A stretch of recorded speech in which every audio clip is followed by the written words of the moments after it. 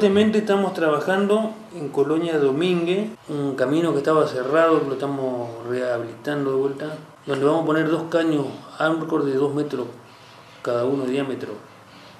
Y ahí sí, esa gente se ve con un beneficio de ahorrar 30, 40 kilómetros para poder salir.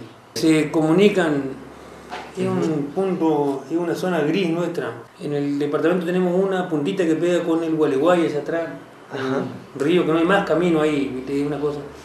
Y esa gente tenía que venir hasta cerca de acá de Federal para tomar la 127 y volver para atrás. Ahora con eso le hacemos un cruce por atrás de ellos ahí. Hemos hecho muchos ripios, muchas obras, pero siempre sobre los caminos más principales. Después tenemos la ruta 5 con mucha reposición, con alcantarillas grandes, con todo, pero lo usa todo el mundo. Así que tenemos muchas distancias, 2.400 kilómetros, que no logramos hacerlo por ahí en la rapidez que los productores necesitan.